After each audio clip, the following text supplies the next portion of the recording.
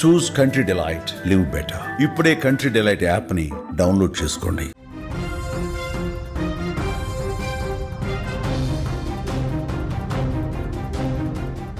అమెరికాలో ట్రంప్కు big shock తగిలింది. పలు పదవులకు జరిగినటువంటి ఎన్నికలలో రిపబ్లికన్ పార్టీకి గట్టి షాక్ తగిలింది.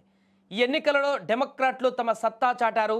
యుఎస్ ఆర్థిక రాజధాని న్యూయార్క్ నగర మేయర్గా భారత సంతతికి చెందినటువంటి జోహరాన్ మమ్దాని విజయం సాధించగా, వర్జీనియాలో జరిగినటువంటి ఎల్జీ ఎన్నికలలో మరో భారత సంతతికి చెందినటువంటి మహిళ సత్తా చాటారు.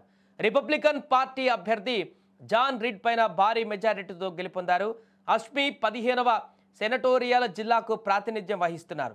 ఇక వర్జీనియా సెనెట్లో పనిచేసినటువంటి మొదటి ముస్లిం, తొలి దక్షిణాసియా అమెరికన్ గజాల.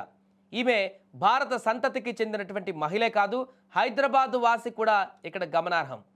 ప్రస్తుతం గజాలా హష్మి 1964లో హైదరాబాద్లో జియా హష్మి, తన్వీర్ హష్మి దంపతులకు జన్మించారు. అక్కడ ఇప్పుడు ఎన్నికల్లో గెలిచారు.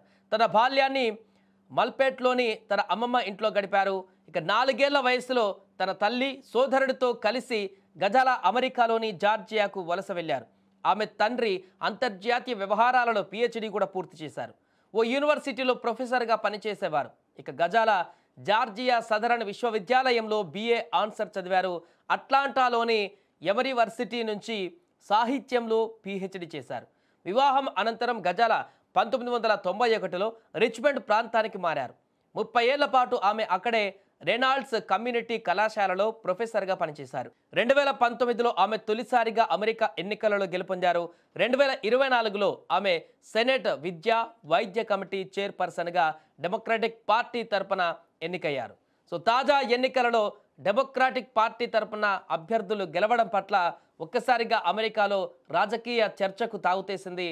ట్రంప్ వచ్చిన తర్వాత పూర్తిగా వ్యతిరేక జ్వాలలు వ్యక్తమవుతున్నటువంటి సందర్భంలో అమెరికాలో జరిగినటువంటి ఈ యొక్క ఎన్నికలలో, కీలకమైనటువంటి ఎన్నికలలో ఇప్పుడు డెమోక్రాట్ పార్టీకి సంబంధించినటువంటి అభ్యర్థులు గెలవడం ట్రంప్కు షాక్ ఇచ్చినట్టుగా చెప్తున్నారు. సో దీంతో రాబోయే రోజులలో కూడా పూర్తిగా ట్రంప్ పార్టీకి ఈ రకమైనటువంటి పరిస్థితులే ఎదురు కాబోతున్నాయి. వచ్చే ఎన్నికల్లో కూడా రిపబ్లికన్ పార్టీకి ఎదురయ్యేటువంటి పరాభవం ఇదే అంటూ కూడా కామెంట్ చేస్తున్నారు. ఒక చర్చ అయితే కొనసాగింది అమెరికాలో. ట్రంప్కు వ్యతిరేకంగా ఇప్పటికే నిరసనలు కొనసాగుతున్నటువంటి సందర్భాన్ని మనం చూస్తున్నాం. రోడ్ల మీదకి వచ్చి నిరసనలు చేస్తున్నటువంటి పరిస్థితిని కూడా చూస్తున్నాం. ఆ యొక్క నిరసన జ్వాలలను ఎదుర్కొనేందుకు అక్కడ పూర్తిగా సైన్యాన్ని కూడా మోహరిస్తున్నటువంటి పరిస్థితులు చూస్తున్నాం. ఇలాంటి తరుణంలో వచ్చినటువంటి ప్రతి ఎన్నికను కూడా అక్కడ ఉన్నటువంటి పబ్లిక్ తమకు అనుకూలంగా మార్చుకోవడానికి ఉపయోగిస్తున్నట్టుగా కనబడుతుంది. ఈ నేపథ్యంలోనే రిపబ్లికన్ పార్టీకి ప్రత్యామ్నాయంగా ఉన్నటువంటి డెమోక్రటిక్ పార్టీ అభ్యర్థులను, ఆ పార్టీకి సంబంధించినటువంటి కార్యక్రమాలను యాక్టివేట్ చేస్తున్నారు మరింతగా.